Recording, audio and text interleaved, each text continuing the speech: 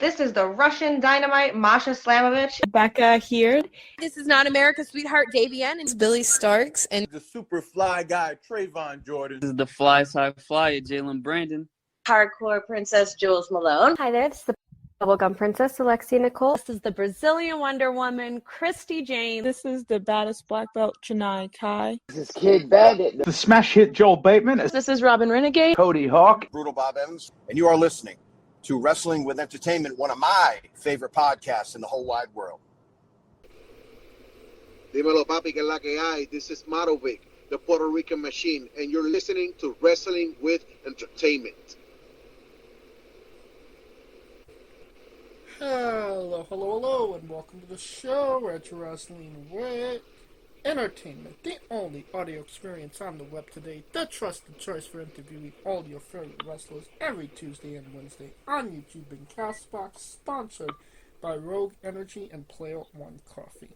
I'm, of course, your host, James J., and it's a great day for wrestling, because we are wrestling with the Puerto Rican machine, Marovik.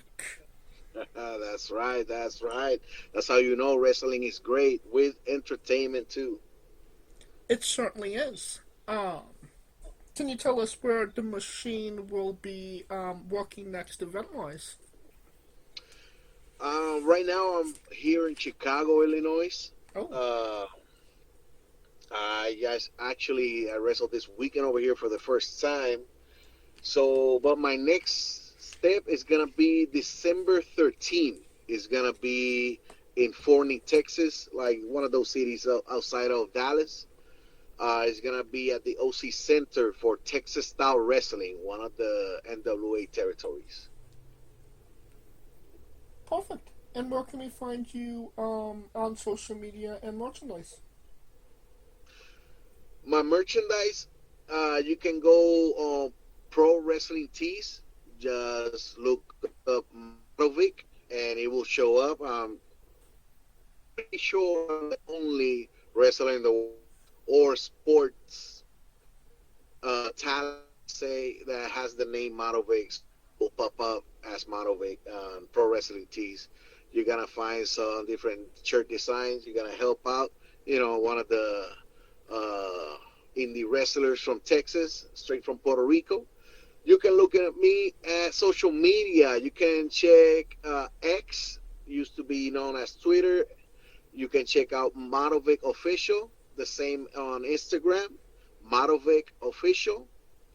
And on Facebook, you can look me up as Marovik. Perfect. And you don't have to go looking for it. All of the links to all his social media will be in the description of the video below, both on YouTube and Castbox. Alright, let's get into it. You mentioned it, you're there. Chicago, Illinois. What was it like competing in Chicago for the first time?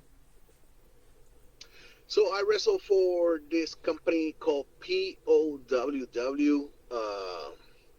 Basically, I moved here temporarily to Chicago for a shoot job, and looking around, looking for new places to train.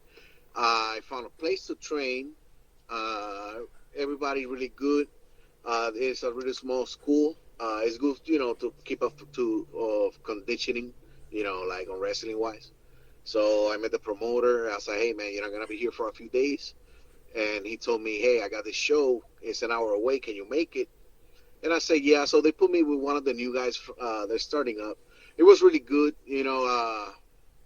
Still a new cat. You know what I mean? His wrestling style, like he's getting trained in Chicago, obviously. So Chicago has their own style of wrestling. The basics is always the same, but there's always stuff that those little details that are different from Texas, Puerto Rico, and Chicago, So, but at the end of the day, we listen to the crowd.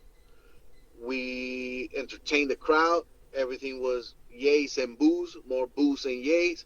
I came up with a win because I'm the Puerto Rican machine. I'm 6'3", 345 pounds.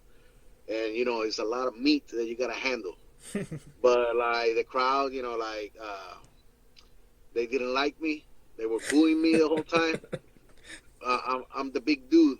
I'm stepping on their terms, on their territory. You know what I mean? I'm the foreigner.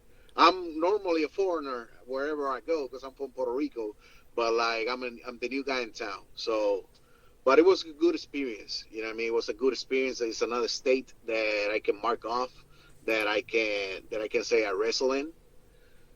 And then yeah, it was really good. Good. I would love to come back and do it again. You know, I would love to come back and do it again.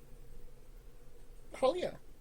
And I love the fact that, you took, shoot life and made it into a walk for pro wrestling.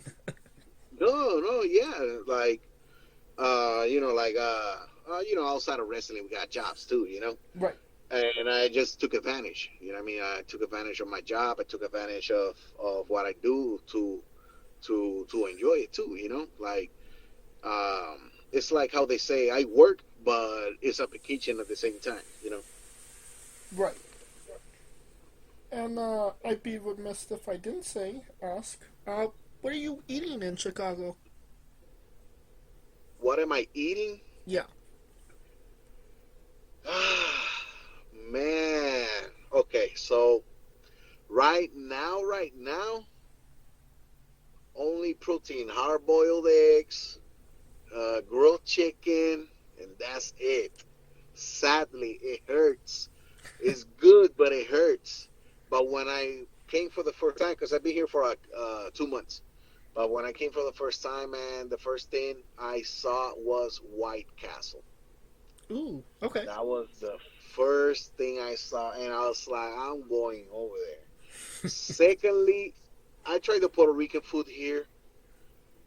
It's not, I'm used to the Puerto Rican food that I make because I'm from Puerto Rico. Obviously, I understand that the plantains are different, the meat is different, seasonings are different, but at least me personally, I did not like it. That was just my personal opinion. Other people can say otherwise, but that was my personal opinion. And I tried that Chicao style pizza, the deep dish pizza. I tried it. I went to downtown. Forgot the name of the place. I heard that it was the original place, that it was invented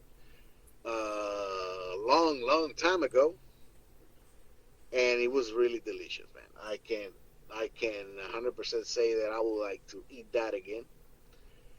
But besides that, I got future stuff that I gotta handle. I got NWA territories, in a storyline in TSW for the Texas Style Wrestling Heavyweight Championship.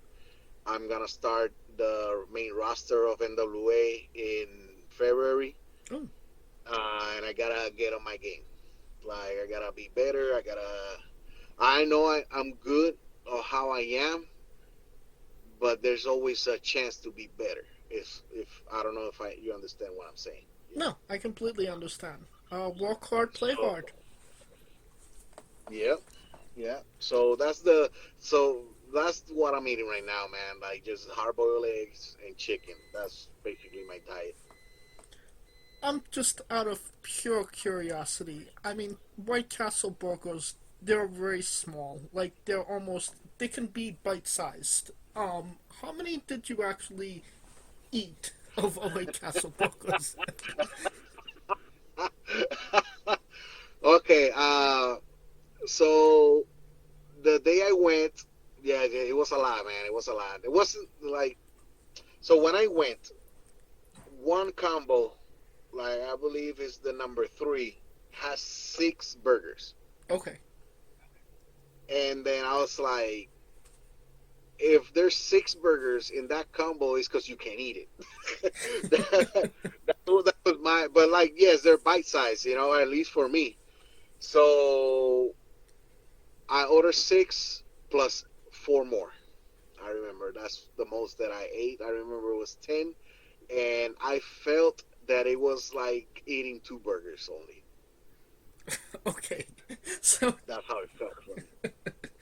So 10 White Castle burgers equates to one and a half normal burgers. For me, yes, man. Yeah, that's how I felt. But it was good, delicious, and cheap. So Now, I mean, you mentioned working on the main roster for NWA. Are you getting a contract? Have you signed a contract already? I haven't signed contract. I don't know if I'm gonna get a contract. What I know is what I got told from management is to start getting ready physically, get extra conditioning of my normal stuff because I start the main roster on TV in February. That's what I got told. Where we going? I don't know. Where's gonna be set up? I don't know. Who am I gonna be wrestling? I don't know. Is it another test match? I don't know. Am I gonna go for a championship? I don't know. Am I gonna, if I'm gonna wrestle another new guy? I don't know. That's what I got told. And I know it's small words, but for me, for all the hard work that I have done, I'm excited for it. I'm ready for it. And I'm ready to kill it. Hell yeah. Now, I mean, just out of curiosity, I mean, we're 4 months out, to February. I mean, that's a lot of time in between. To think, to overthink, to prepare, over-prepare, under-prepare. Do you like having more time to get yourself physically and mentally ready, or would you rather it just kind of be, right up against, like a couple days before, be here, do this? Well, it's always a 50-50 because for some people it's been like the show is Friday and they'll be like on Tuesday, hey, we got you a plane ticket, you're gonna wrestle this Friday. So for this one, I was more expecting that, but this one they told me with advance. And I was like, okay, at least I know what am I gonna do in the next 4 months. I'm gonna start getting more ready than what I am, Right. Because I've been in those shows, in the NWA shows. I already done dark matches, but there's a big difference from a dark match from a regular match from TV. Right. I see those guys, I see what they go, how they go, I see what they do, and you can tell they're legit pro wrestlers. You know what I mean? You can tell they're like on the next level. You can tell it's another platform that is bigger than what you're normally used to. You can tell. And besides that, obviously, I've been to Tampa. I've been obviously Fernie. I've been to Atlanta. I've been to the one in New York. I couldn't go, but I've been to different NWA shows, and there's always over 60 plus wrestlers in the locker room looking for an opportunity. And for me to have that opportunity, man, it means the world, bro. Because I've seen people that are bigger than me. I've seen people that look better than me. But I'm my only kind.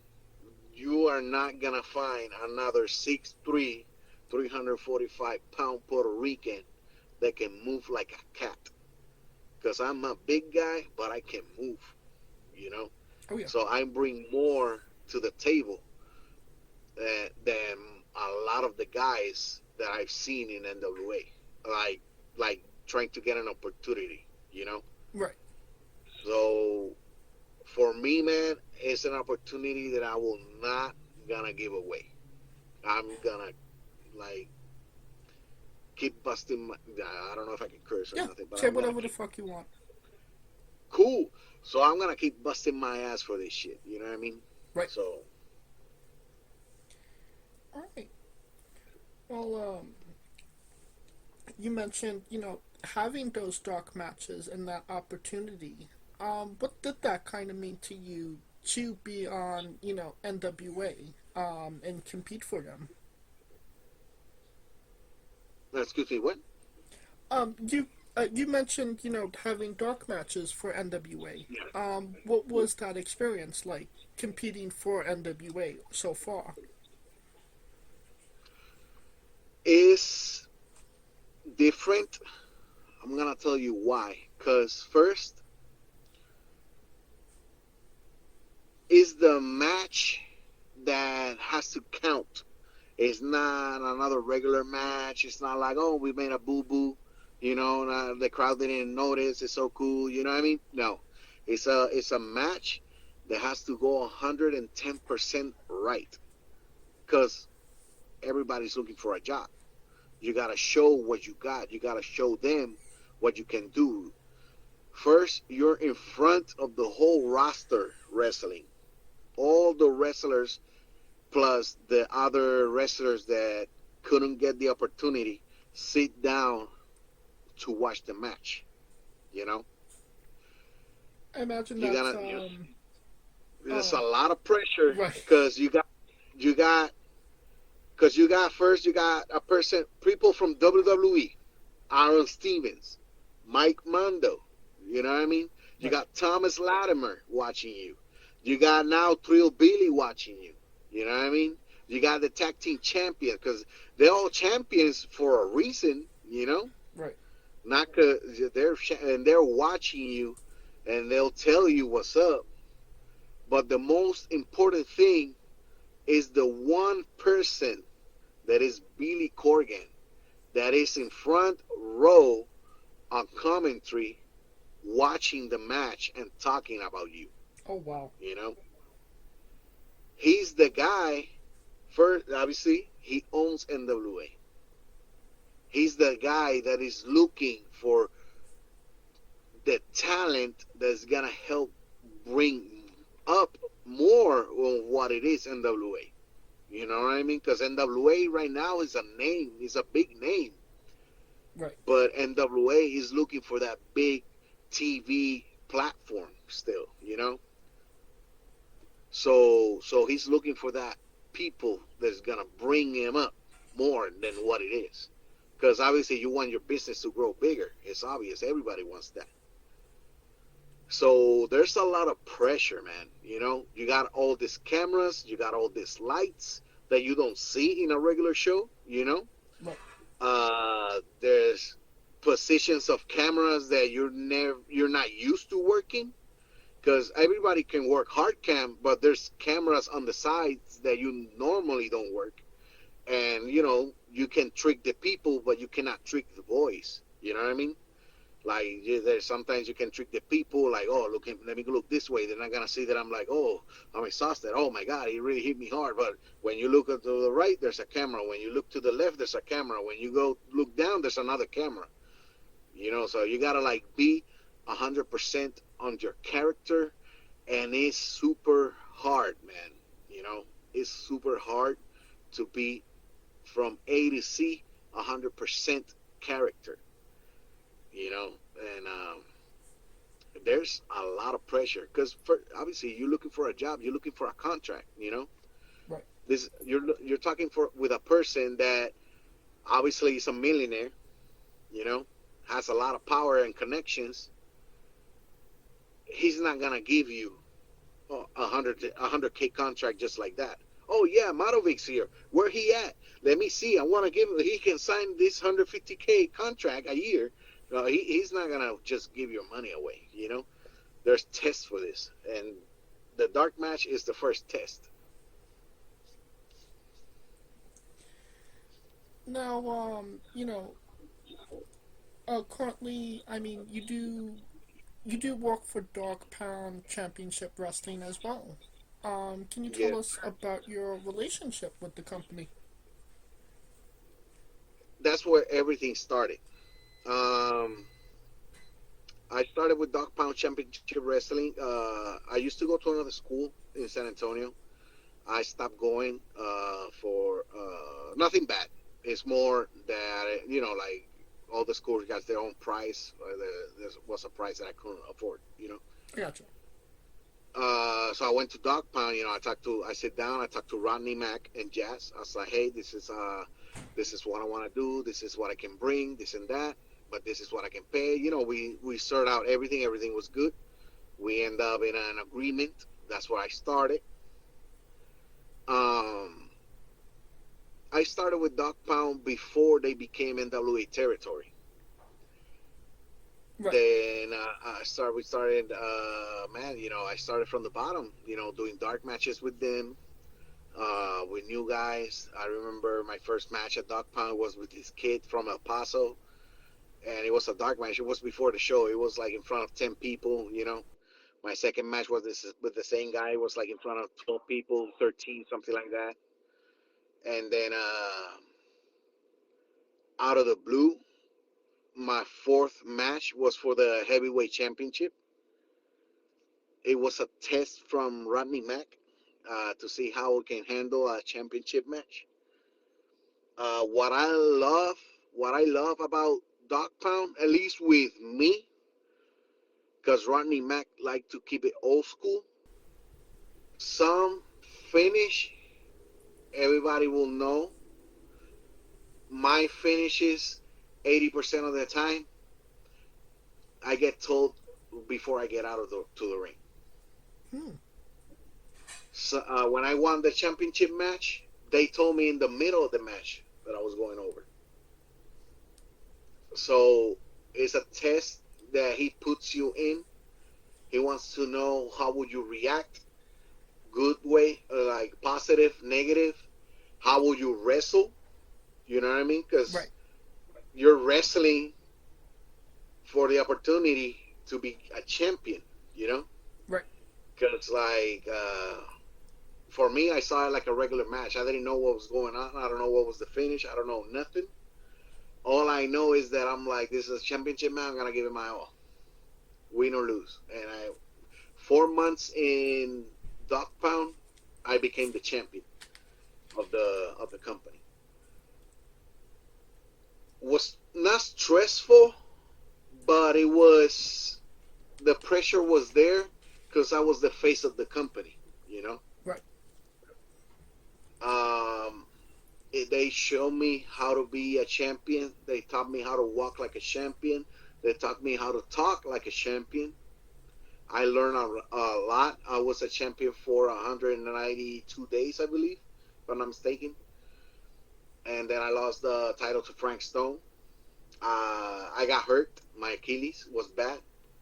So Rodney for promotion, for the sake of the promotion and keep going. I wrestled Frank Stone. He gave me the title. And then I just keep going on my solo. My Achilles was going better. Then I was training, training hard. I was doing a lot of pool cardio, like swimming in a swimming pool. Yeah. Then I wrestled that in December. Dog Pound became part of the NWA territories. In April, it came out the tournament to crown the NWA Texas champion. Is a championship that from the NWA, the NWA Texas championship has been, if I'm not mistaken, since the 50s. Is a title that has been run in all Texas only. That I don't know if it was defended outside of Texas before my time. E.C. James is the one that won the title against me. I lost the opportunity. At the end of the day, he was a better man than me. He's a great talent. I always heard that he was the best in Texas. And after that day when we wrestled, I understood why they call him the best in Texas, because he's really good, man. He's a really good wrestler, a really good talent. He deserves to be like on top, bro, to be honest.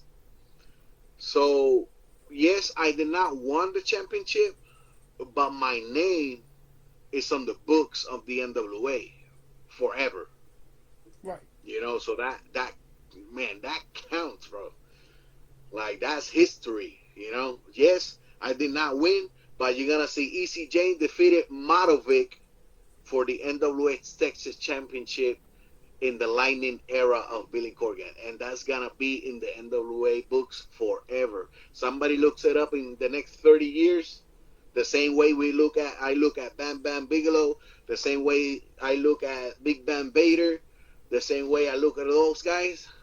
Who knows? If in the next 30, 40 years, somebody's gonna be looking at me, and they gonna see that.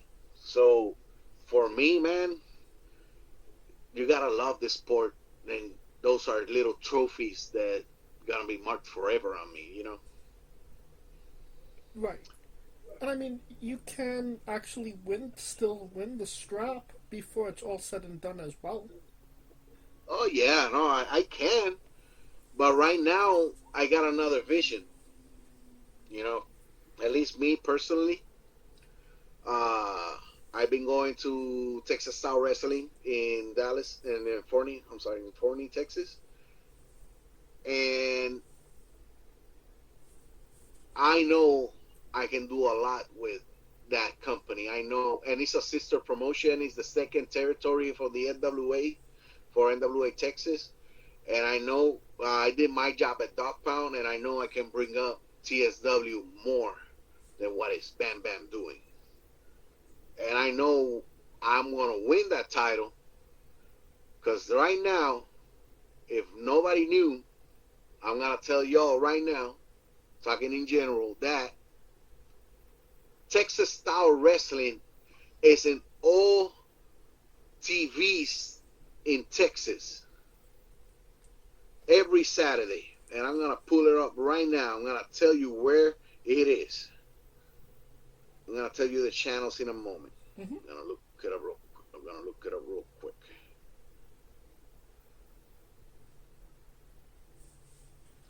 Give me 1 second. No worries. I know it's going to take long. Okay, so right now, TSW is in Amarillo, Texas, Austin, Dallas, Brownsville, Houston, Odessa, Midland, Shreveport. That's in Louisiana and New Orleans. It's in Longview and Wichita Falls. It's all running every Saturday, TSW and the local channels. Okay. So I know that's my vision right now. My vision is to bring that Texas Style Wrestling Championship to my waist and bring that company to the top. That is my vision right now. Okay. Now, you mentioned, lots of things to unpack. But you said that you're currently have your eyes set on Bam Bam Malone, no? Yes. You've already had a couple matches with him already. What was the experience like being in the ring with Bam Bam? Pretty well known and long tenured wrestler. Well, in the beginning, my first time with him in the ring is when he's the one that came to me asking for help, because he became the champion. But he told me, I remember one time in the locker room, he told me, "Hey, Marovik, I know I'm the champion, and I got a big target in my back, and I got Devastation Reborn behind me. I need help. You're the only biggest guy I know in the TSW locker room." I told him that I will watch his back, but I want gold at the same time. We tag team.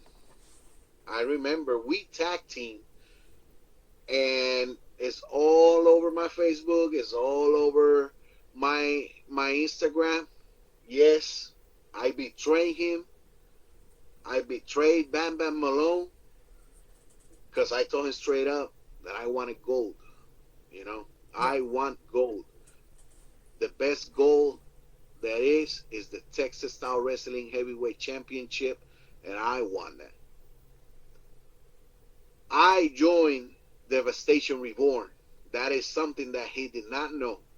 Devastation Reborn, AJ Farad and Frank Stone, they hold the TSW Tag Team Championships, and I'm going to be the one with the Heavyweight Championship.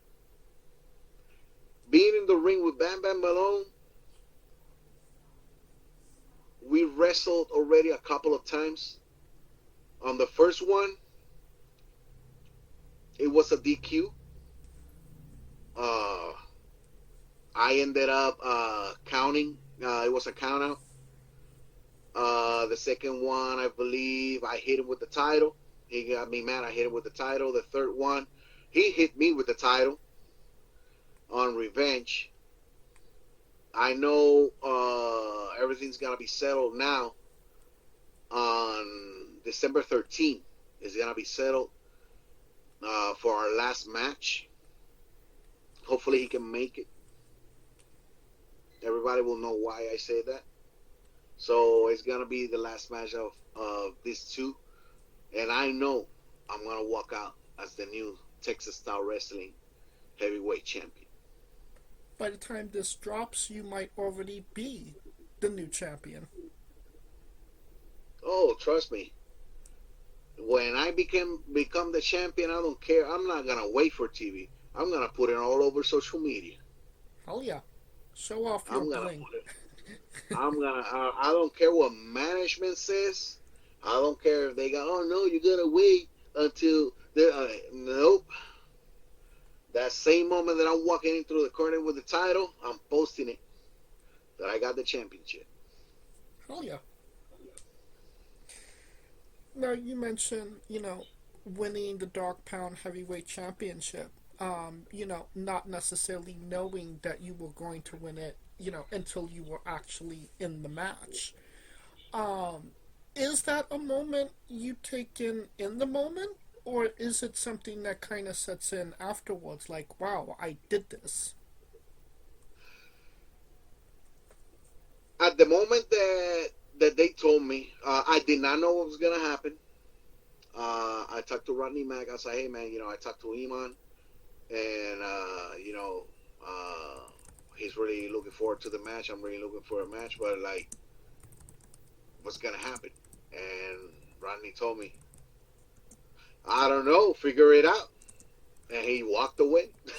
And I was like, okay. Like, legit, that's what he said. I don't know, figure it out. So, obviously, 50-50. I was like, I'm new for Dog Pound. It was my 4th month. It was my 6th month training at Dog Pound, but it was my 4th month, basically my 4th show wrestling for the promotion, because they do once a month. So on my first time wrestling, I was like, I'm not gonna get the championship, Right. So I was like, I'm not gonna get the championship, but at the end of the day, I'm gonna do my best regardless, you know what I mean? Because I want, we all getting out of character, we all want this wrestling stuff because we want people to see us. We wrestlers want to see the people seeing us, entertained by us. They want, it's not a glory type of deal, but at the same time, we want everybody to see us. Right. I wanted everybody to see what this 6'3", 360 pounds back then can do. That was my vision. When it was in the middle of the match, the referees, I remember me and Iman bumped heads. We were both down. And the referee was checking on me. As he checked on Iman, then when he checked on me, he said, hey, Marovik, are you okay? Can you continue? I was like, yeah. And I was like, hey, you're going over, so get ready. And I was like, what? I was like, oh, my head. I was like, damn, all pain went away. So I was like, I don't know how am I winning this, but let's go. I did my comeback. I was on Iman. Iman, his manager, got in the ring, and I was like, okay, this is the time. This is the moment that I gotta take advantage of.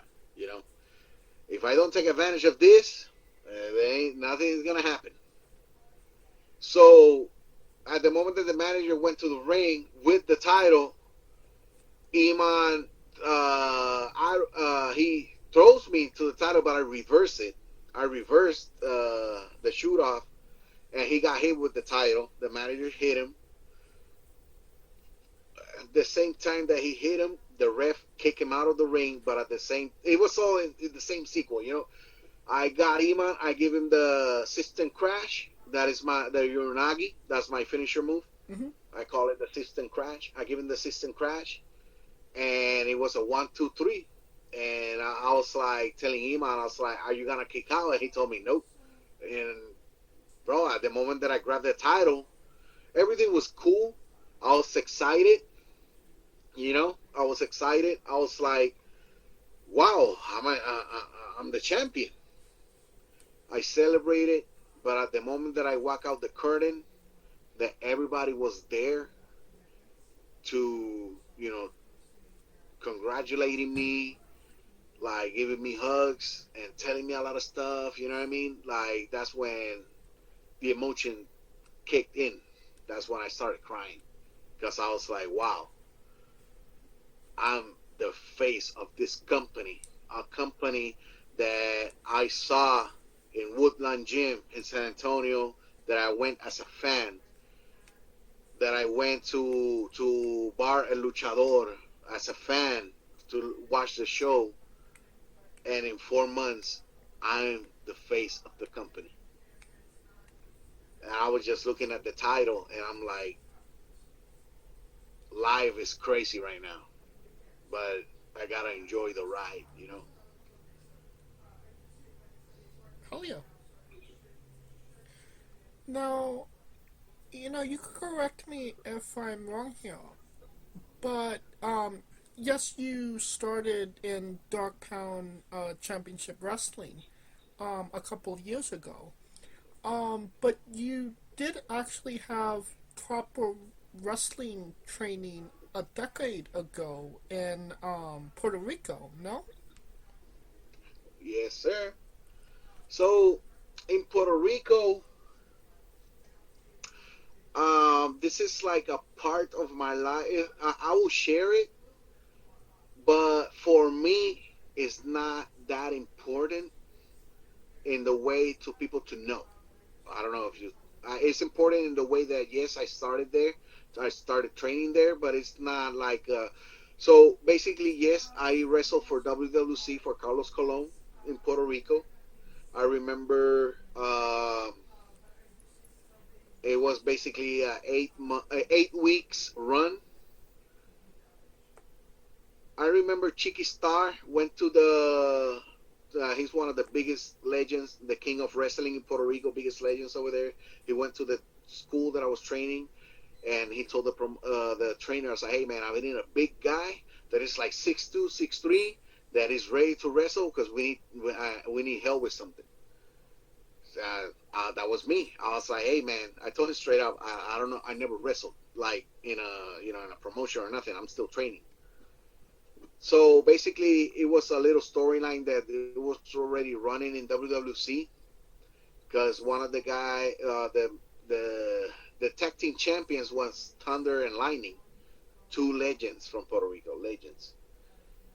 And then the guy that I tag team, Emmanuel, his wrestling name was Dark Walker.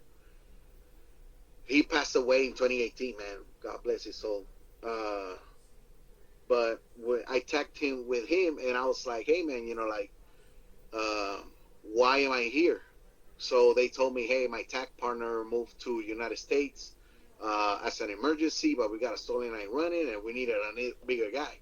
But the thing is that the tag teams that I was gonna be part of, we wrestle with mask, so nobody will know that difference. And when you see the pictures of me with the other guy that left, there was no difference.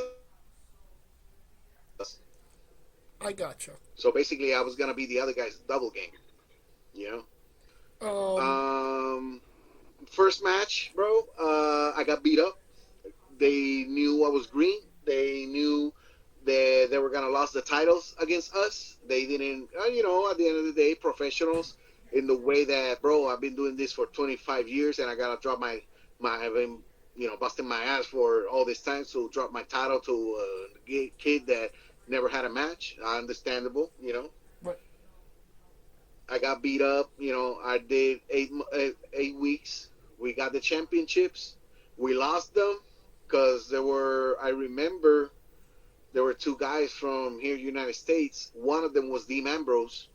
Before he was Dean Ambrose, they got the titles. If you want to talk about experience with them, it was not much. It was a squash match. They told us, hey, you guys going down.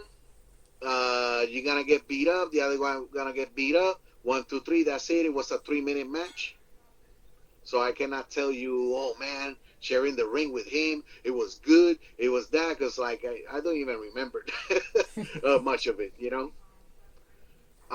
After that, I stopped wrestling because I realized in those 8 weeks, I wrestled it was Thursdays to Sunday. I was wrestling. In those 8 weeks, I realized I was not ready for this. I was legit not ready for it. I stopped wrestling. That was 2011, I believe, 2011, 2012, around that time. I was 19. And I moved to Texas in 2015. But I started back wrestling again, I will say 2021. Yeah, 2021 I started wrestling for health conditions that I had. I had to go to the gym. I had to go, you know, I got to start a diet. I had to go to the gym and stuff like that. And, man, that's how I started back again. But, like, yeah, it was from, like, 2012 to, like, almost 10 years without wrestling or nothing, without no exercise, without no going to the gym, without no nothing. But those 8 weeks that I had in WWC, in one way, it meant good because I learned how to be professional in the locker room, how to shut the fuck up, you know, how to respect the veterans. I learned how to tie my boots, you know. Right. I learned, like, those type of little stuff. But when I was in the ring, I was not ready for that, man. Yes, I was training and all that type of deal, but you can tell when it's a student and when it's a pro wrestler already, you know?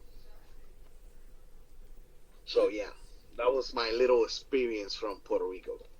But definitely sounds like an eventful 8 weeks, to say the least. No, yeah, it was good, like, more personal in the to grow in, like, if this is something I want to do, if this is something that these people are really like this, you know what I mean? Is this like every locker room? Like, because I remember when I started in Texas, when I started in the wrestling school, I was like, hey, man, in Puerto Rico, this is the handshake that they do in the locker room. And they told me yes. So I was like, okay, so you guys do the same. I was like, well, this is what we do over there. This is these roles, this and that. And they're like, yes, it's the same. So that's how I learned, okay, this is universal, you know? Right. The more I learned that it was universal, when I was wrestling for this promotion, AWR was? AWR, ACW, I don't remember which one was. I know the guy was German. He did not speak English, bro. And this is where you know when somebody is trained or not. when wrestling is universal, you don't need to speak. Right. You know what I mean? Mm-hmm. So I wrestled this dude from Germany. I remember his name was Scotty. Oh my God, I know it was Scott something. I got the notes on a book, but I know I wrestled him, bro, and we did not speak at all the whole match. It was like a 5-minute match. It was all body language. He was just grabbing my arm. Okay, well, this is what we're doing. Then I gave him my chest. He gave me his chest. We were just going. I was like, bro, DDT, let's go. Boom, suplex, boom, boom, body slam, boom. It's all the same thing, you know. You know, you said that you felt like you wasn't ready at that time. When you say you felt you didn't feel ready, what was that necessarily about? You know, your conditioning, your physical strength, your mentality. You said you were 19 at the time. Maturity, like what played into the factors of you saying you wasn't necessarily ready? I wasn't ready. Like wrestling, anybody can wrestle, you know. Mm-hmm. What I was not ready, it was more character-wise. When I started wrestling, yes, I was, you know, everybody can throw a clothesline, everybody can do a moonsault, everybody can do a power bomb, everybody can do a backdrop. But character is another thing that you gotta learn. What is your character? How your character is gonna move? What your character is gonna say? How your character is gonna react when the opponent is down, or when he's coming up, or when he's kicking your butt. You know what I mean? Right. That's what I was not ready for, because I was doing the match, but just doing the match. I was not like, oh, I'm the Dark Walker, I'm this, bow to me, or stuff like that. I did not do none of that stuff. Like if you were there when you saw me wrestle, you can tell I was a new guy, because I was not doing character stuff. I was not working my character. I was not talking back to the people. I was not showing my body language. I was not showing none of that stuff. Yes, I can tag, go in, kick, grab a hold, punch, grab another hold, get out, body slam, do a little elbow drop. You know what I mean? Everybody can do that.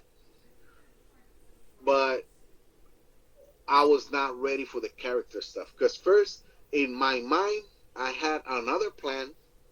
But then they put me in a character that I didn't know nothing about. That for me was super indie. You know, that it had no sense at all. You know, and then like try to figure out what was that, so I can like put it on the show, and everybody's like, we don't have time for that. You gotta go out there, you gotta win the titles, because these two are gonna retire for 6 months.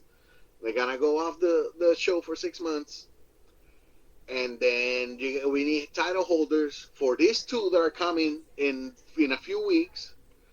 So you gotta figure it out. And it's figuring out that I did not figure out. I got you. When every time I go to the back, it was a fight, but not like a physically fight. It was like a more verbal fight. Oh, you suck, you this, you're not ready, this and that. And I know I'm not ready, but it's you guys that need me. So it's a 50-50 kind of deal. Right. Because, like, there was no other big guy that looked similar to the other guy. But the thing is that they both were on a contract. The only contract I signed, it was basically a waiver that I was going to follow that contract, and me not getting hurt. If I get hurt, it wasn't my own problem, you know? Right. So it was a 50-50 kind of deal. That's why I was not ready, man, you know? I was legit not ready for that. So basically, you know, like I said, like it was always like verbal insults. Man, like, I don't know why you're wrestling with us. I don't know this. I don't know that. I'm like, hey, man, you know, I'm only 19. I don't know what I'm doing. I just know how to wrestle, like what I know.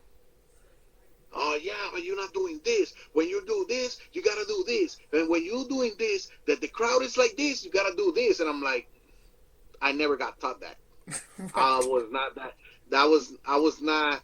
I didn't make it to that part of training yet. You know. Right.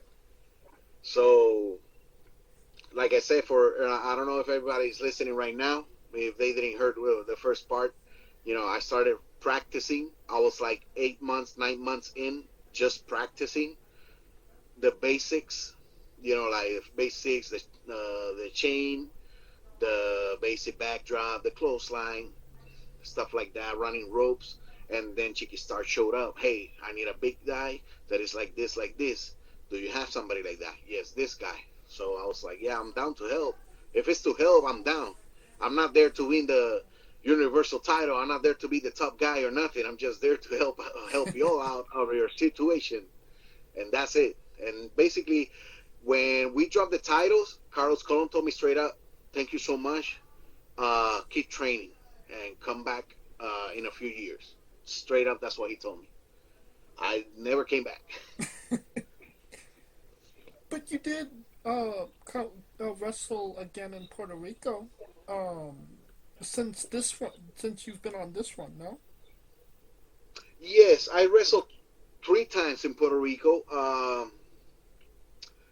The first 2 times was with SOS, Southern Old School Wrestling. I went twice. That was in Ponce, Puerto Rico. Obviously, experience of the lifetime. Full house, I remember both shows, there were over 400 people. I defended the Dog Pound Championship Wrestling belt in one of the shows against Joe Bravo. Is one of the legends from Puerto Rico too. It was my first big name that I wrestled since I started this run. He was my first big name. I went back again for Attitude Wrestling Academy. So this promotion is run by Mr. Big, another legend from Puerto Rico, one of the top guys over there. He got his own school, and he started his new promotion. So basically, his promotion is based on for his students to get them ready for the real world. Basically, you know what I mean? Yes. So the reason we partner up is because Rodney Mack does the same thing. He got his own school, his own dojo, and Dog Pound Championship Wrestling is a development promotion for NWA. But besides NWA, he gets us ready for the world too, for the outside world too. So basically, we partner up on that one. So we're gonna start trading talent. Some talent from Texas gonna go to Puerto Rico. Some from Puerto Rico are gonna come to Texas. All handpicked. It's not that 20 guys are gonna come to Texas and then 20 guys are gonna go to Puerto Rico. So yes, I did went. Now I remember I'm a part of a group called Devastation Reborn. I went with AJ Forat to Puerto Rico. Frank Stone could not make it, so I went with AJ. He's also from Puerto Rico. He lives there. He moved back to Puerto Rico. So we wrestled for the show. It was for the tag team. It was a tag team tournament. We give them, like we told Mr. Big straight up, we will wrestle, but we'd rather have the championship for people that are here to defend it. We went more professional. We went and put out a show, but I told AJ, whatever happens in the ring, if I gotta take the pin, I'll take it, because I want the guys to keep moving on. Like, we have no say, we don't have no purpose of being tag team champions here yet. And he agreed with what I said, so we get the Los Más Racings were the guys that we wrestled. We gave them the opportunity to move on, on the tournament. But I remember that day. The crowd was really good. Over 300 people in the Coliseum. There was AC in the Coliseum, so I was happy about it because the 2 times that I wrestled in Puerto Rico, there were no AC. So I was happy. But man, Mr. Big is treating us really good. He already wrestled in Dog Pound. He came on the 16th. Now he's gonna go to TSW on the 13th. He's gonna be there too. Yeah, it's gonna be good. And yeah, man, like wrestling in Puerto Rico is a different crowd. They want you, bro. They want you to kill the other person, man. Like it's a legit different crowd, man. Like when you give them that chop that sounds from here all the way in the next 5 blocks, they're like, "That's it." Yeah, they like the hardcore stuff, man. What did it mean to you to return to Puerto Rico to compete again? Man, the world, dude. Because I normally go to see my parents, spend time with them. But it felt different because at least on this one, I'm going to tell you about this one. Because the first 2, it was basically vacation for me. I went like 3 days before, and I left 3 days after the show.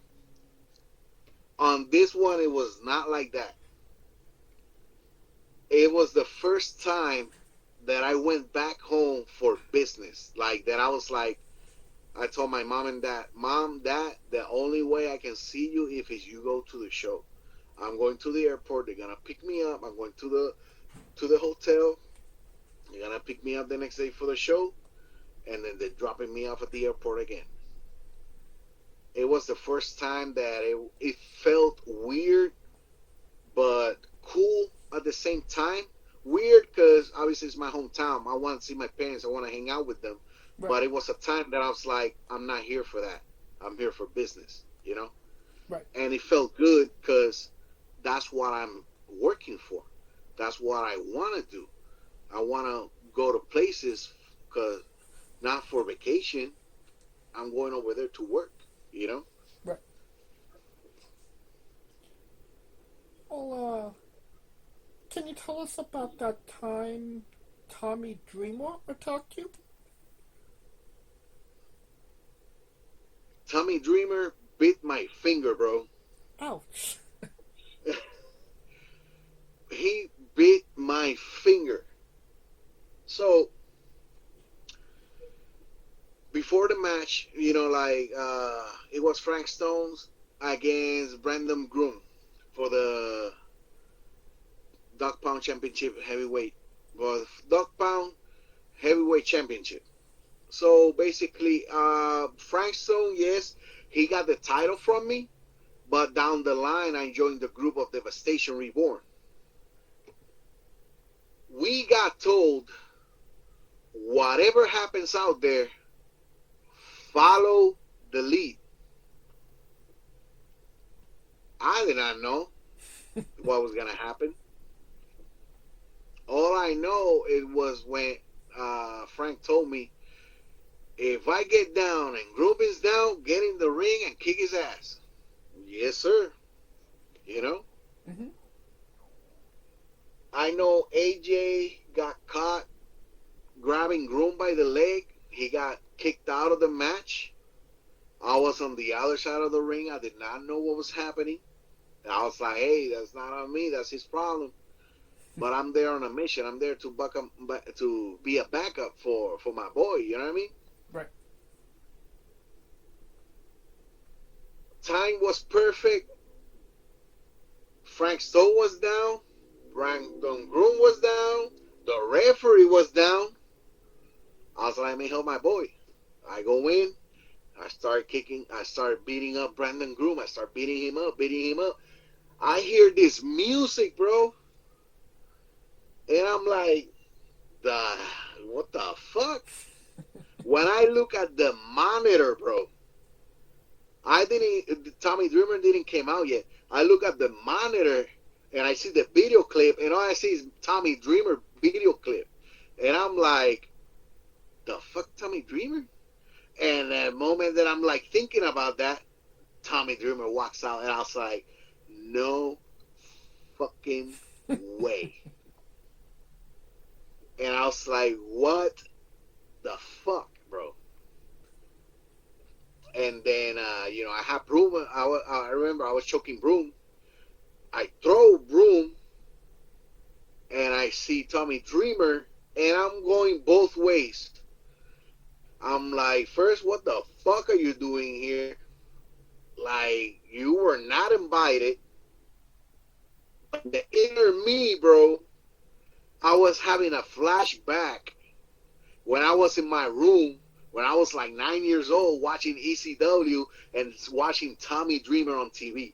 And I'm in my mind, I'm like, I got Tommy Dreamer in front of me, bro, in the same ring, and I'm about to slap the shit out of him.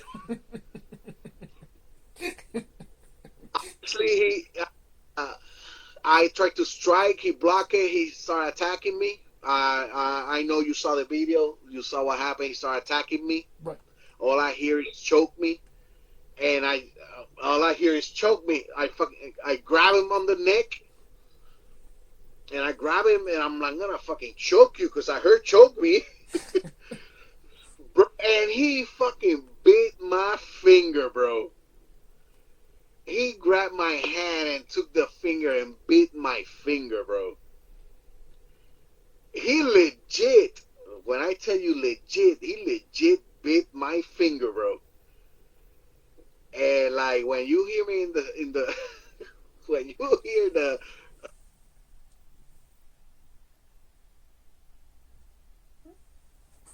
and yeah, he gave me his cutter, and I roll out of the ring. I was like, fuck that. I was like, in my mind, I'm like, Tommy Dreamer just bit my finger, motherfucker.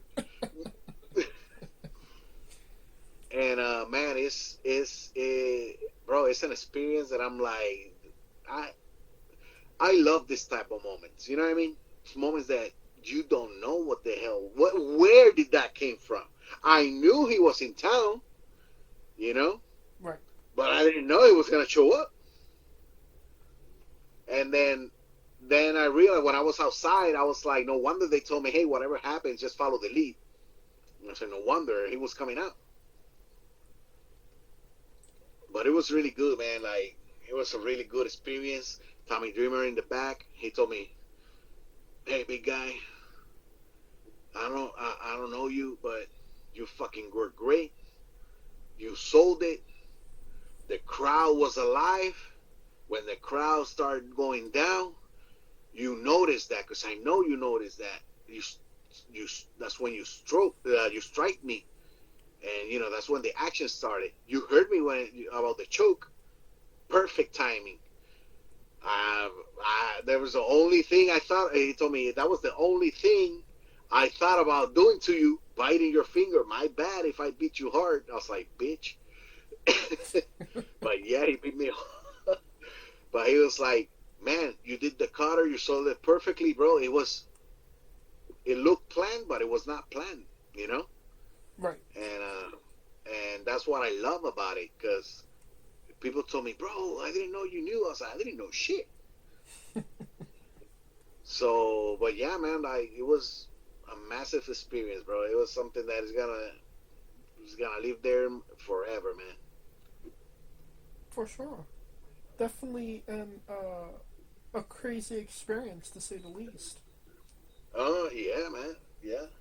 Because it's those type of stuff that you only see like WWE, TNA, AEW, that it's like those surprises that they want to catch you in those moments. They're like, hey, like, that was a real surprise, bro. You know what I mean? Right.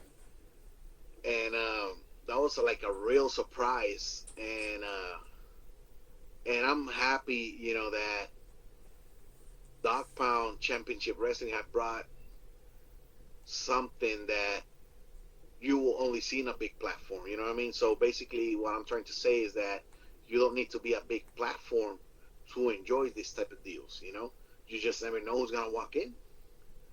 Right. You just never know, you know.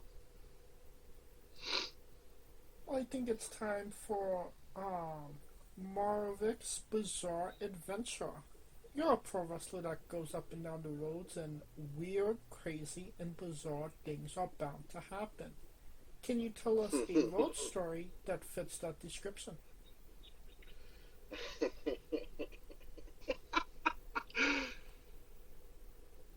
So, the first times that I started hitting the road is with Rodney. Mhm. Rodney Mack. I started hitting the roads with him, with other people in the car too, or just me and him. I remember Rodney and me just going to Amarillo, Texas by ourselves. We started driving at 6 o'clock.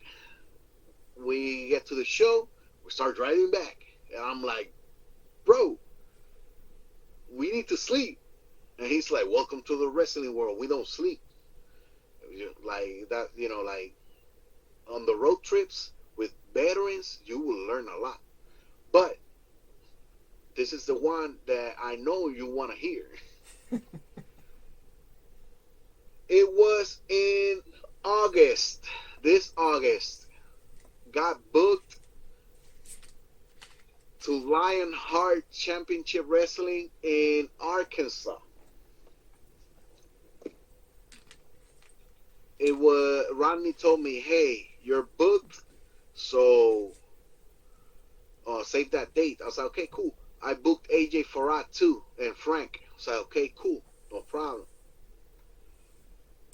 Frank couldn't make it, so we start driving. It was me, AJ Farad, and Rodney. We start driving.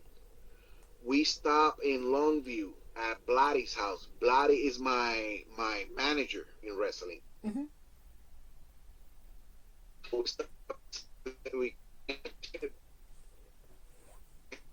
We told Blatty, like, if Frank's Stone, go. And I was like, well, yeah, you're my manager, bro. You know? So we go, we make it, we do the show. We start driving at 1 in the morning. We start driving back in my car. Now, I forgot to say that we're going in my car. 2 hours in the road, my motor blew up in Oklahoma. Oh, wow. So what happened was, I went to change the oil at Walmart, and they never did change the oil, you know. They said that, hey, we already changed it. They never did. I already sued. You know, I won the case. They paid my car. They paid for everything. I don't have to pay nothing. I had some extra cash for me. I got another car. But when my motor blew up, bro, in the middle of nowhere, with no cell phone signal, that all you can hear is AJ Farad bitching. You hear Rodney Mack, what the fuck? When we look at the GPS, we're in the middle of Oklahoma, bro. 3 in the morning. And I'm like, what the fuck? We look around. I said, bro, everything is there. What the fuck? I don't know what's happening. The car is on, but it's not moving. The belts are there. And when we check the oil, boom, no oil. I was like, no fucking way. The good thing was that Soda Pop and Iman were in Arkansas too, in another show. They were staying in a hotel. So Blatty was the only one with cell phone signal, dude. I was like, thank God Blatty went with us. Thank God he went with us, because he was not part of the plan. Right. Blatty called Soda. They helped us out. And when Soda and Iman showed up, and Mike Biggs, when they showed up, I told them straight up, you guys go. I'm going to stay with my car, because this is my car, bro, you know? And and Bloody was like, no, no, no, no, no, no. You're my brother. I'm staying here with you. AJ said the same thing. It's like, this is like the Titanic. Women, children, and elderly are abandoning ship. So Rodney Mack, you go with Iman and Soda. We stay behind.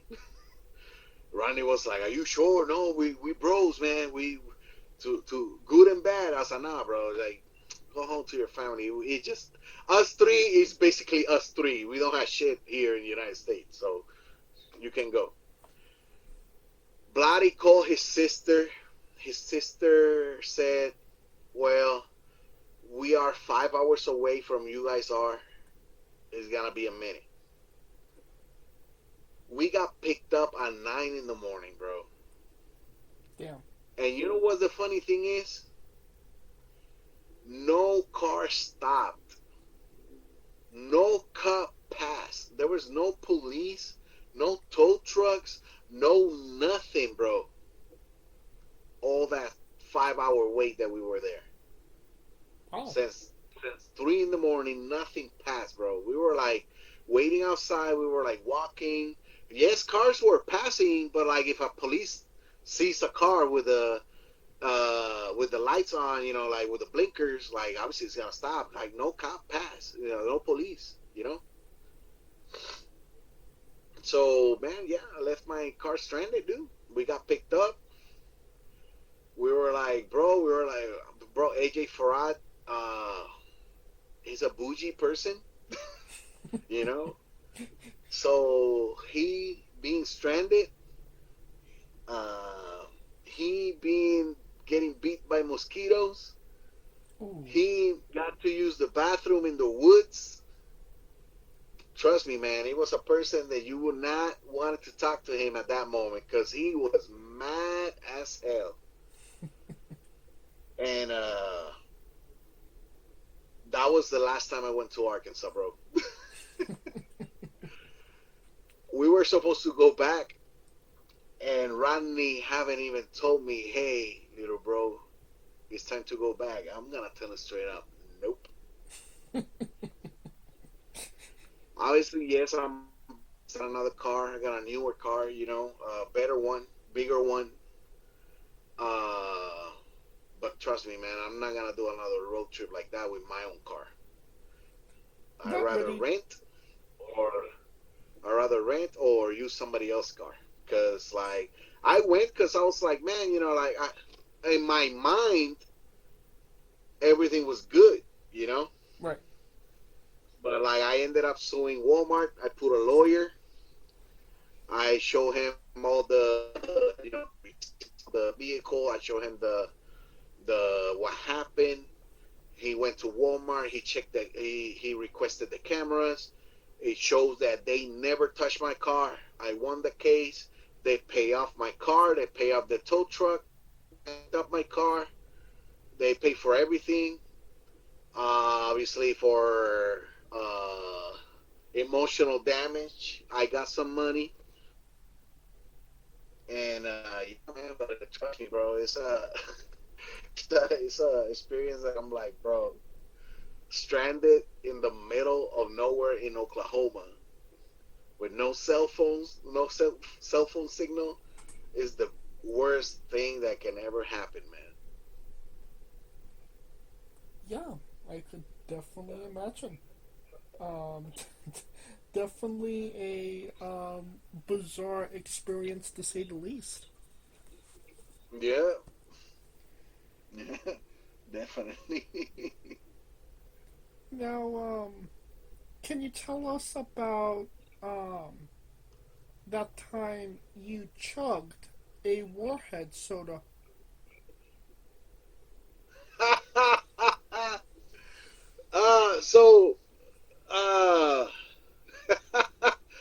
I was going to Arizona, dude, and I was driving from Chicago to Arizona, and I saw that Warhead. I didn't know it was a thing. Like, I didn't know it was a legit brand that was everywhere. It was my first time seeing it. So I drank one in sold them. I bought in Kansas City, and then the other one, because I bought a few, I had like 4. The first one was in Kansas, the other one was in Arizona. But I didn't know it. So it was I said, how? And I was like, I'm gonna chug for curiosity because of this, the feel plus the sourness. I want to see how it feels, man, bro. What a mistake! It's a mistake. Don't do it, man. You know, like unless if you like sour stuff, sweet and sour type of deal, cool. But like sweet and sour plus CO2 does not work. It do not mix. It do not mix like that. Like your throat is gonna hurt. Like it gives you. I'm assuming you saw the video, so my voice changed. You know, I remember my voice changed. My throat was hurting because of the cold, sour, sweet, CO2, everything combined. It tastes good, but like it's not fun to chug it. Just enjoy it like a regular drink. Okay. I was gonna say, would you drink it normally, just not chug? Yeah, just drink it normally, man. Cause just enjoy the soda. That's it. Just enjoy it. Don't go crazy. All right. Now, can you tell us about your tattoos and if there is any significant meaning to them? Yeah, I can tell you. The ones in my right hand and arm, there are music tattoos because I love music. I'm a songwriter. I work for Nico Canada and Januis. They're all from the reggaeton on the ground from Puerto Rico. 30-year anniversary is gonna be in a few days in November of Nico Canada.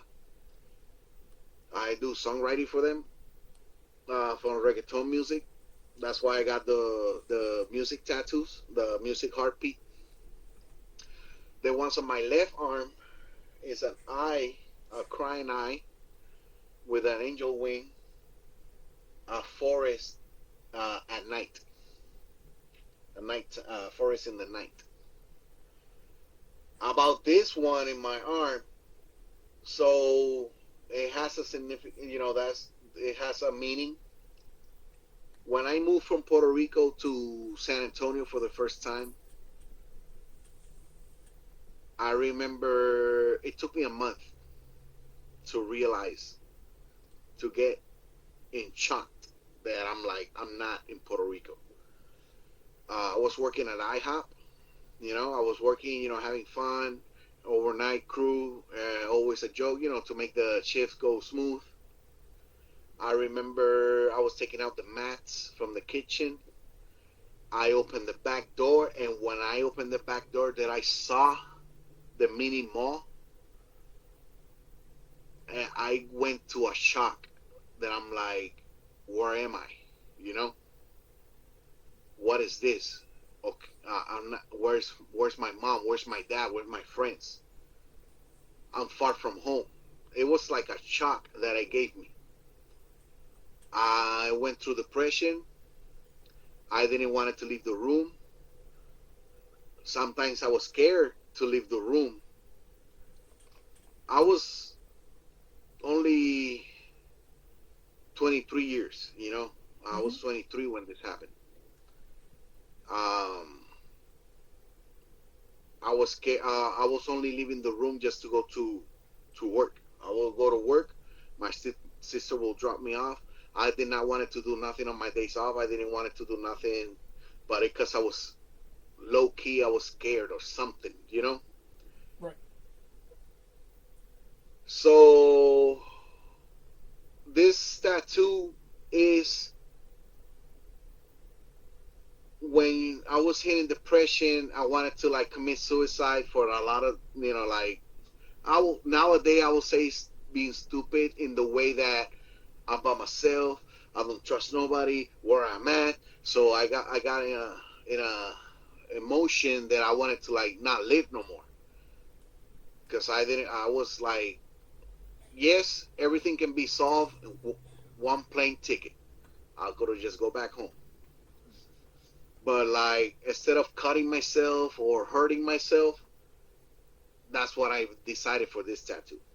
So basically, the eyeball with the angel wing, that is me crying. Because, like we're spirit, we're angels, stuff like that, when we go to heaven, stuff like that. Right. So basically, that's me crying at night in a forest. Because that's how I felt.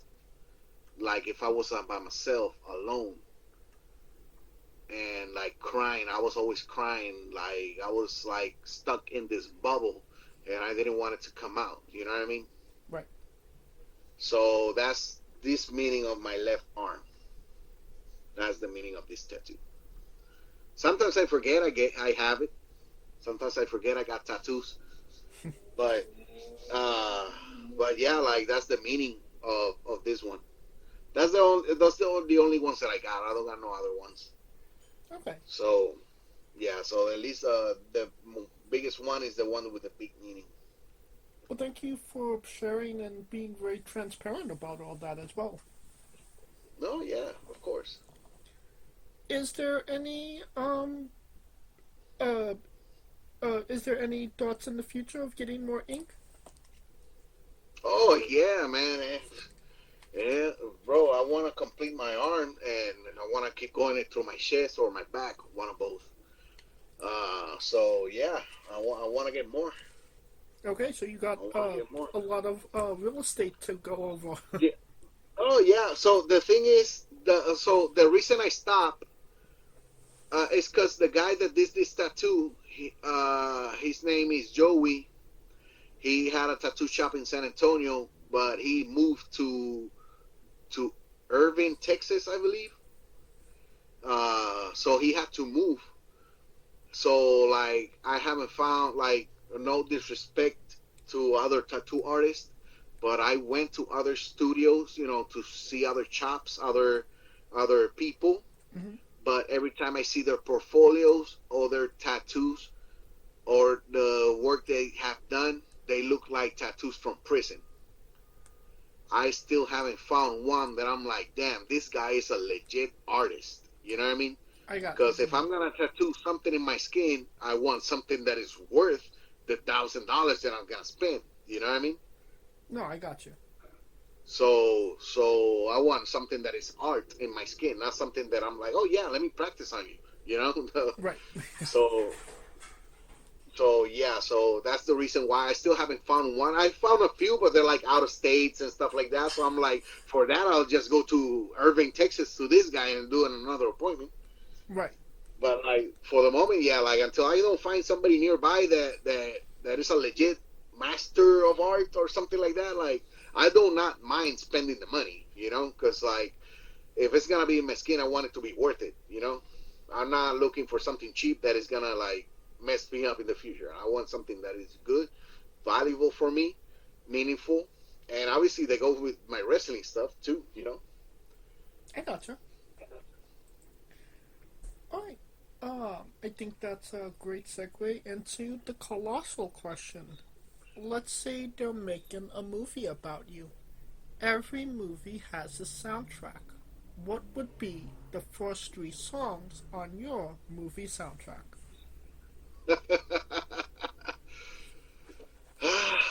Man,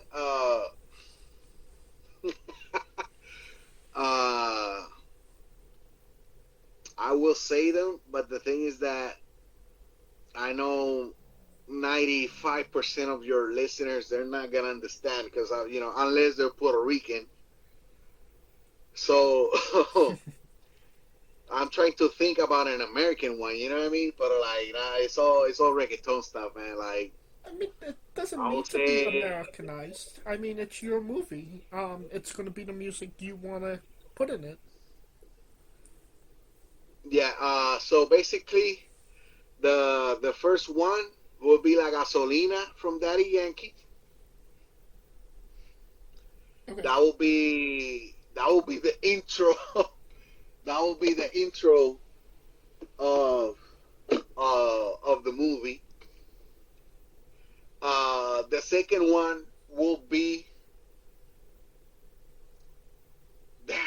man, like, sácala, dale, úsala, no le tenga miedo, si es cuestión de morir, primero que se mueran ellos.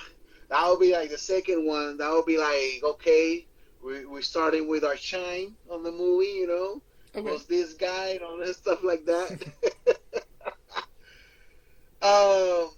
The third one, oh my God, I will say, me as if it's a movie, I will jump a lot of stuff, you know, because like I got a lot in my life. But I will, like, if it's obviously about me, I will jump real quick to the wrestling stuff. I will jump straight up to, man, when I broke into wrestling, I will use Stone Cold's intro with the breaking glass. Because when I broke in with my first match here, it was, I'm 6'3", but my first match, it was against Apagon, that he's 6'9", and Chaos, the Destroyer, he's from Dallas, he's 6'7". And I remember I was the first one to walk out, and I will put that intro just to like, yeah, this is how I'm breaking in, you know what I mean? That's what I would do, like, oh, I'm the badass, but I got my ass kicked. But that would be a nice third one, yeah. All right. Well, definitely a solid 3 picks to say the least. Now that we have the soundtrack down, everybody knows you get the soundtrack first. Then you write the script, and then you go to casting. Who plays you, and you can't say yourself because you are obligated to make a Stan Lee-esque cameo. Oh, man, like, to be honest,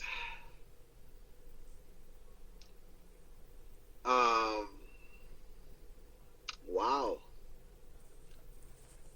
Never, I don't think, in my personal opinion, like, nowadays, in general, at least somebody known, there's nobody that I can think of, you know what I mean? But even people that is close to me, I still feel that my movie's not even halfway yet, you know what I mean? So it's gonna be kind of tough still to figure out somebody that can play my role. Because let me put it this way. I feel that my wrestling career is barely starting in the way that, cool, everybody has done indie shows, you know what I mean? Mm-hmm. But not everybody's being called to a main roster, you know? Right. So basically that's why I say, like, damn, my script is not even 25% yet. The only way that it will be completely done is that I debuted and that was it. that will be something else. Like, if I break my leg or something happen or whatever, like, hey, I broke my leg on my debut on NWA TV, so that's it. Thank you so much. Yeah, I can think about a few, but, like, for the moment, like, I don't know what's gonna still happen in my future, you know? I can tell you that I am working hard for it. I can tell you that I have cried and I have fought, and you know, about, well, I fought myself, you know, like, that's what I'm saying, like, that, and it's not an easy ride, dude, you know what I mean? It's not an easy ride. I sacrificed a lot, bro. When somebody tell me, oh, I had to sacrifice a day of my work to come here, bro, I'm gonna slap the shit out of that guy. Because I have sacrificed my car. I have sacrificed my job, my main job, for this. I sacrifice, you know, family for this, you know. Right. I had sacrificed a lot, bro. Like, I lost a house, I lost a car, I lost money, I lost friends, family. You know, like, it's tough when those wrestlers say, "Oh, when you gotta sacrifice a funeral, a wedding, your dad's birthday, your son's birth, stuff like that. That's real, you know." Right.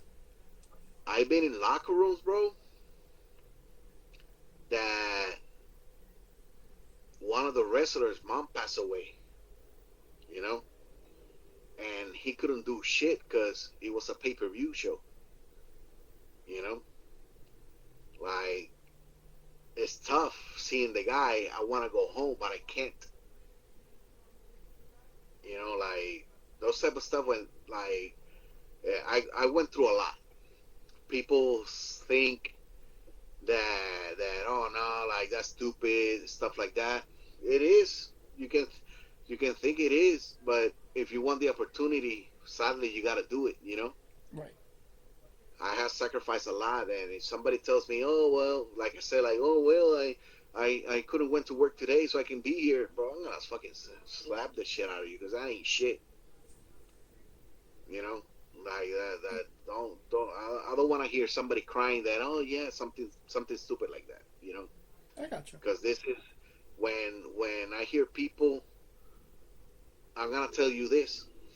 When I went to Puerto Rico, the guys that were gonna tag team, they did a shoot on us, me and AJ.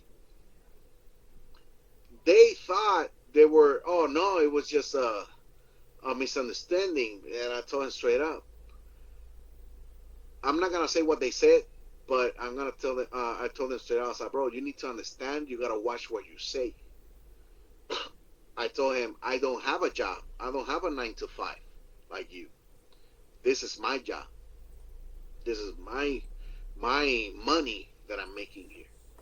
You know, I sacrificed a lot to be here. You haven't done shit. So whenever you do stuff like what I do, I know you're gonna regret what you said on social media. So it's complicated, this wrestling stuff, you know, this wrestling world, this wrestling, how you call it, the business. This business, this walkway of business that you gotta walk all the way to where your goal is. Not everybody will sacrifice a lot to be where they want to be. You know. Yeah. So it's tough, man. It's tough. I'm from Puerto Rico. I live in Texas, and I'm in Chicago. Sometimes I tell myself, what the fuck am I doing in Chicago? You know? But it's true, man. You know? It's a lot that you got to do to keep following your dreams. Hoping, this is the cash, hoping that something good happens. Right. You're in that hope that something good will happen. Because you can be the best talent in the world, bro. But that don't mean that you're going to make it to WrestleMania. Right. You know? Yeah, that's the wrestling business, man. That's the wrestling business. Well, every movie has a supporting cast. Who would be 3 people significant to you in your story that you would want in your movie? And if you can, who would be playing those individuals as well? I know that AJ and Bloody gotta be there. Okay. AJ, who are gonna play them? I don't know. It's tough to say. But they gotta be there. They're one of the main ones, and then, man, obviously Rodney Mack, bro. You know, Rodney Mack. He has to be there. Besides being a coach, we bonded a lot, bro. You know what I mean? Like since I was out of the job, we bonded a lot. We went to the gym every day. We went to practice every day. We did road trips on the weekends. and we were always together, bro. He knew a lot about me. I knew a lot about him. I learned a lot about him. He learned probably a lot about me too. AJ is the one that told me to come back to wrestling because I know AJ for more than 10 years. And he's the one that told me when I told him when I was having my health issue, he's the one that told me, bro, if you need to go to the gym, just go back to wrestling. If you have to force yourself to exercise, force yourself for something that you like to do. And I like wrestling. He's the one that motivated me to go. When I started practicing, I did not know Rodney and Jazz were in San Antonio. That's why I went to the other school. So, and Bloody, to be honest, Bloody has been that guy that he's been my shoulder that I can cry to, you know. He's a really smart person. He knows what to say. He knows when I'm like being stupid. When I say something, he's like, "No, you're stupid. No, you're not known like because of that." Because this year started weird. My Achilles was really bad, and out of the blue, my career did a jump start real high. You know what I mean? Mm-hmm. I will go to shows in Texas that I was not booked. I would just go and just walk in the locker room because I don't give a fuck. And people will be like, "What the fuck, Marovik? What the fuck you doing here, man? Bro, like, it's an honor, man." Oh, I'm like, who the fuck is this guy? But he knows who I am, you know? And I'm like, fuck, that's a lot to admire, you know? And I remember, oh yeah, no, man, February, and Bloody was like, "No, don't be stupid, bro. Your career started when you lost the tournament for the NWA Texas Championship. That's where everything started." I was like, okay, he's the one that set me on track, you know? He's the one that's always there. He's the one that when I need a opinion, when I need somebody to talk to, he's the one that's there. He knows a lot about wrestling. And because he's friend with Ricky Banderas, El Mesias from AAA, and he's friend with Mecha Wolf because they grew up together. So he grew up in the business. So when I need somebody to talk to, he always comes with these words, bro, that I'm like, damn, words of wisdom, you know. So Vladi is another one that has to be there, man. I will pick those three, like, for real. Okay. Well, it's definitely sounding like a great movie. A blockbuster, to say the least. And you could pre-order the tickets now. Thank you. On to a controversial subject. Pineapple on pizza. What's your stance? Pineapple on pizza? Hell nah. Nope. So very anti pineapple on pizza. No. Not just because it's pineapple on pizza. There's some sweets that will go good with salty stuff, but pineapple on pizza, no. I seen pineapple on burgers, no. I seen peaches on burgers, no. Peaches and salmon, no. Like, that don't mix, in my opinion. I don't like the mix of that sweet and salty deal. I have tried guava with steak because I studied culinary arts in Puerto Rico, and one of my secret sauce was the guava sauce.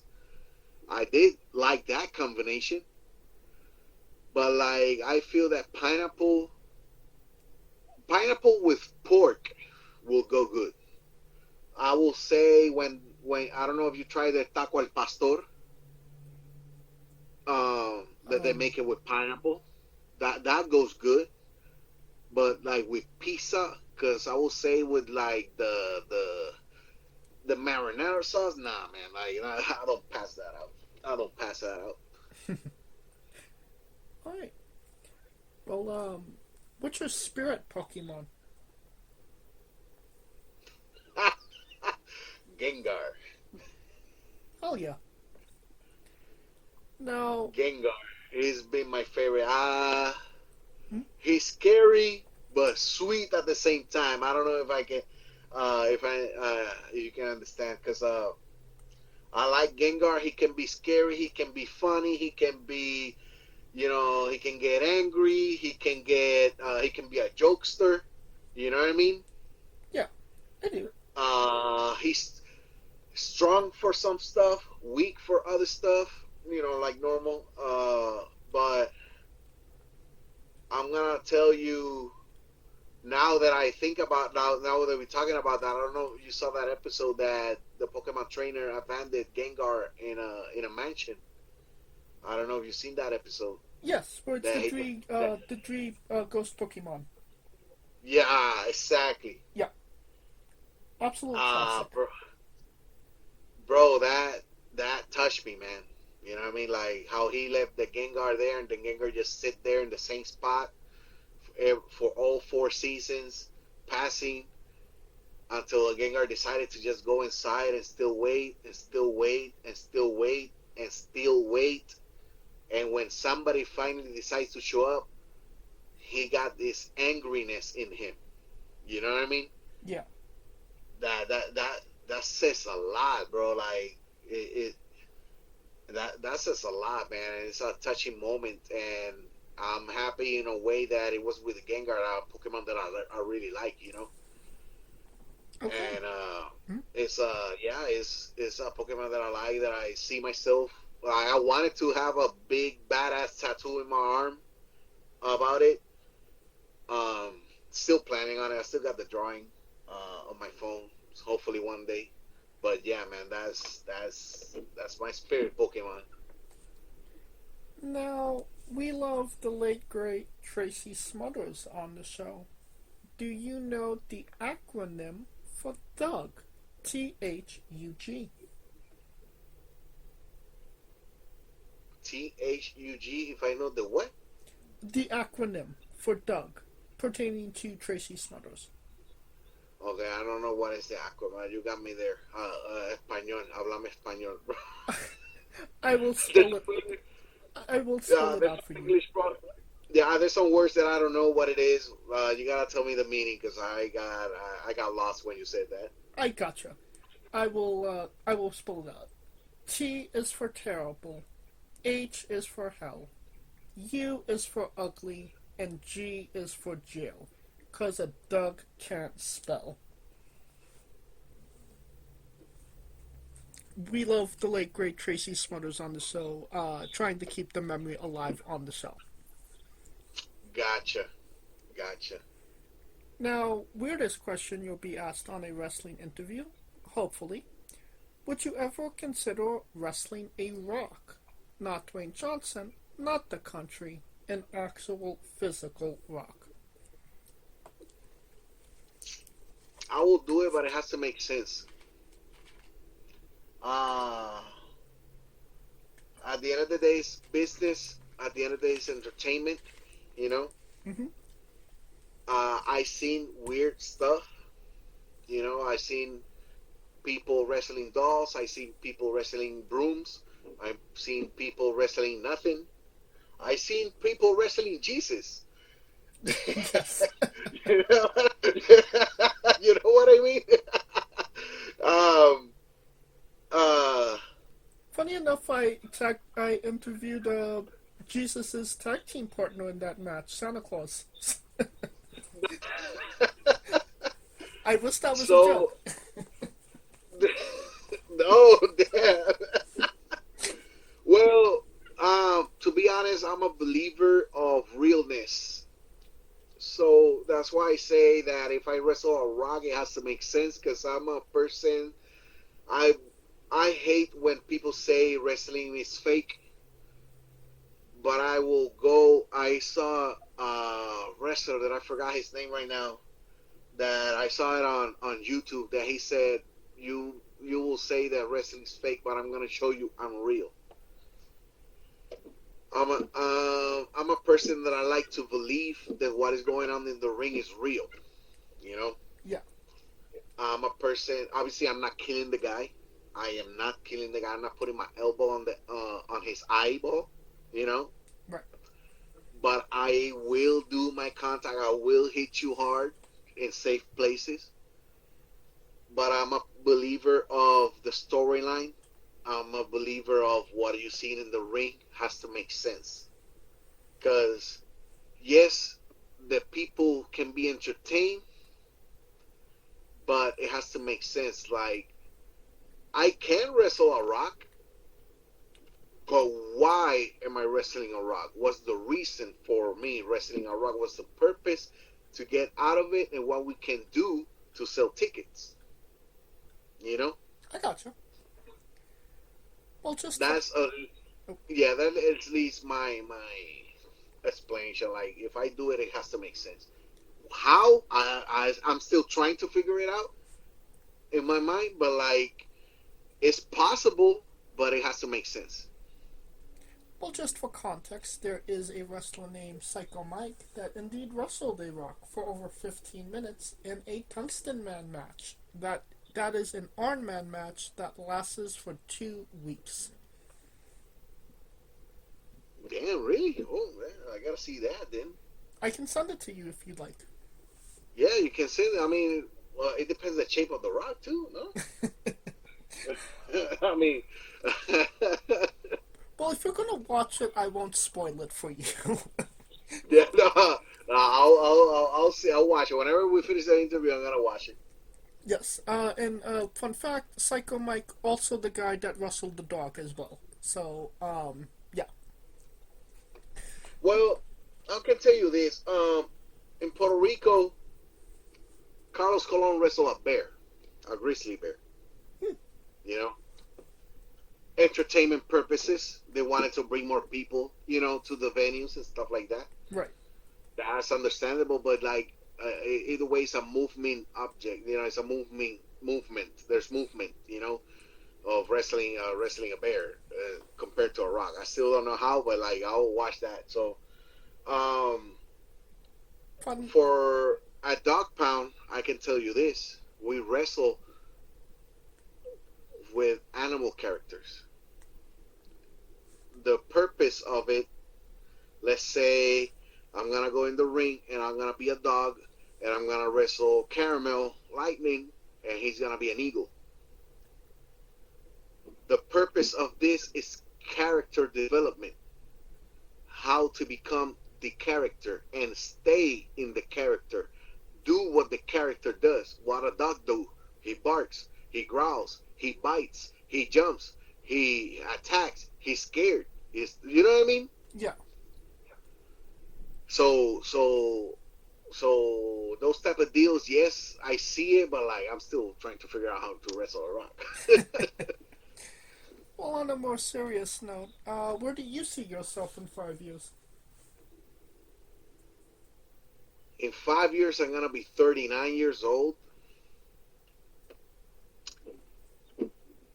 My main goal in 5 years, when it became 2025, I told myself that I will be the NWA heavyweight champion in 5 years. There's no rush. It doesn't have to be tomorrow. But I want to work myself to it. That's how I want to finish my career.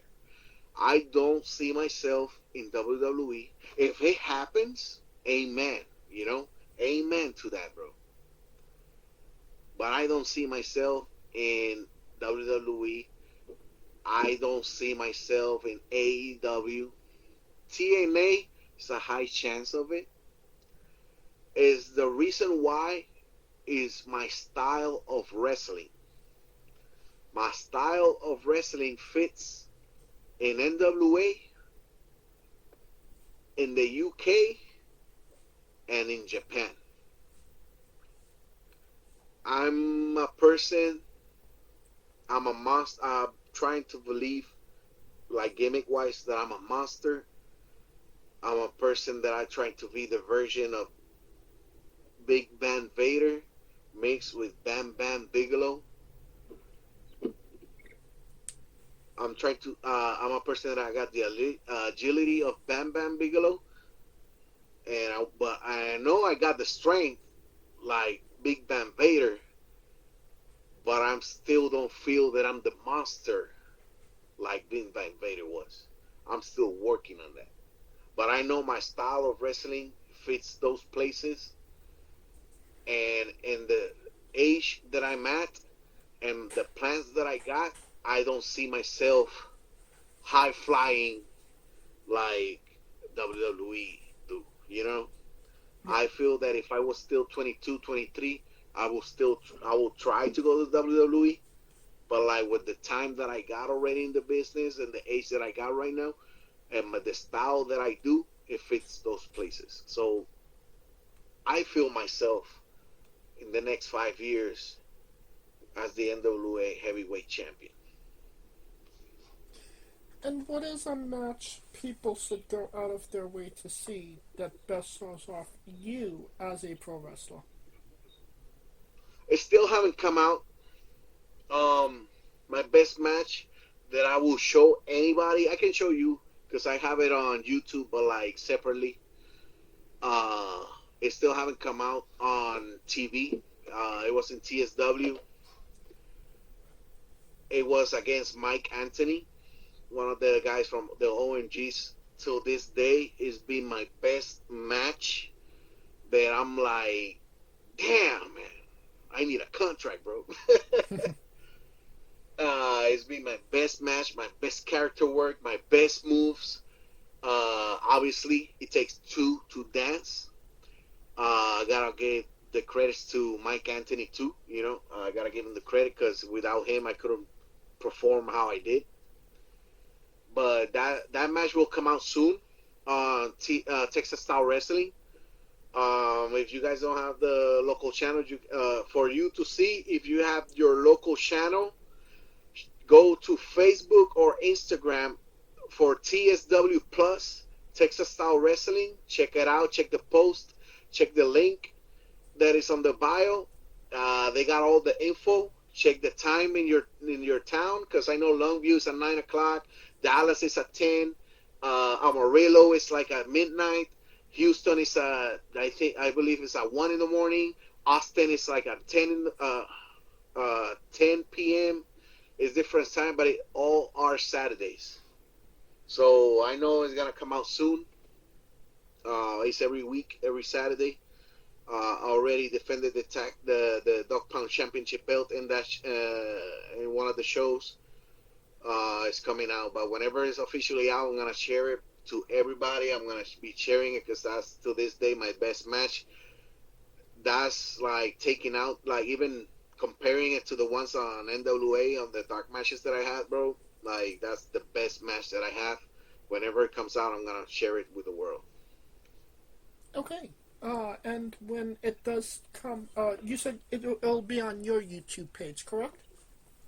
I have it unlisted on my YouTube page. Okay. Like I can send you the link so you can watch it, but I cannot like post it or nothing yet. You know. I gotcha. When you do actually post it, I will grab the link and I will put it in the description of the video below, both on YouTube and Castbox. For anybody that hasn't seen it, wants to see it, wants to re-see it after this interview. Thank you so much. Absolutely. And since we are nearing the conclusion of this interview, we are wrestling with the 8 questions of doom. Dun, dun, dun. This is our speed round, our bonus round, the round where we see who you really are. Are you ready? Okay, yeah. Excluding yourself, greatest wrestler of all time. Kane. Worst wrestler. I gotta say. Does it have to be known or it has to be like anybody? Anybody you like. Mickey 13. Here comes the heat. I think we may have had that name before. It sounds familiar. Oh, well. You're main eventing WrestleMania for the World Championship. Who is your opponent?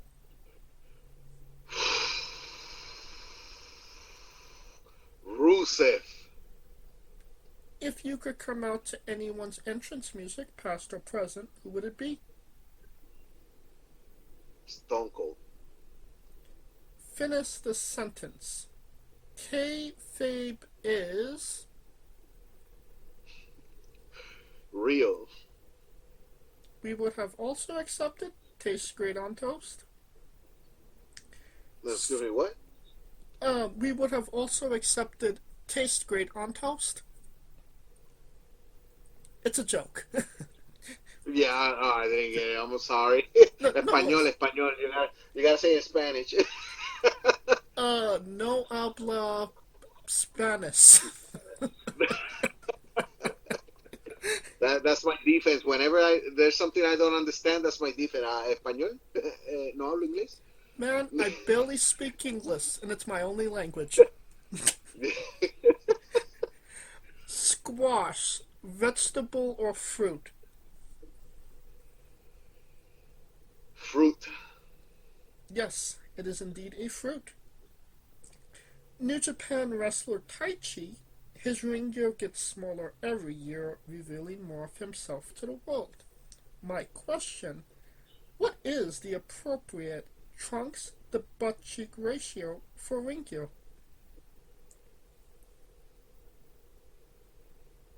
Man, you got me on that one. The appropriate trunks. Yes, how much butt cheek should show?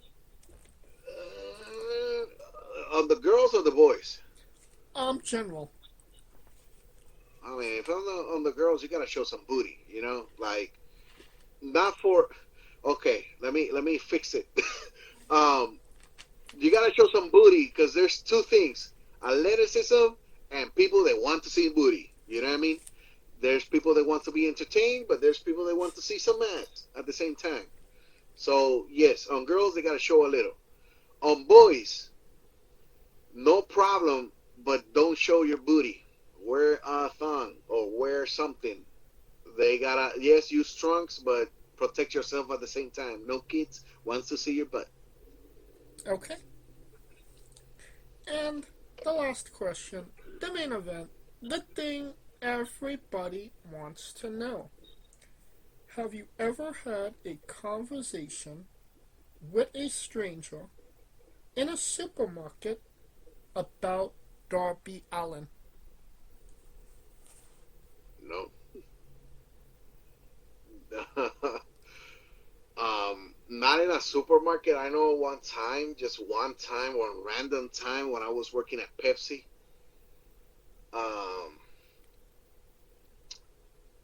When one of the forklift drivers found out that I was training to be a wrestler, he showed me that he was watching AEW, and he told me about Darby Allin. He was like, "Hey, you know this guy?" And I was like, "Yeah, I heard about him." He's like, "Man, he's good. Man, he's different. He's like a young Sting." And I told him, "Well, that's why he's with Sting." So, I mean, I know because at the time, that's when he was like tag teaming with Sting, right, when he told me about it. But like, that's like basically the only random conversation that I had about him. And that is the correct answer. And that will conclude this interview. Thank you so much for coming on and doing this with me. No, yes, sir. No, thank you so much for the opportunity. I don't know if we went over time or we went short, but it was really an honor and a pleasure talking to you, man. Thank you so much. Absolutely. Of course, there is no time limits for Wrestling Wit. We go as long as you want to stay with us until you get sick of us. No. But once again, where can we find you on social media and merchandise? Pro Wrestling Tees. Just hit the search of Marovik. You can find I believe, 4 different designs on my logo. Please help and support with buying a t-shirt. I will appreciate it.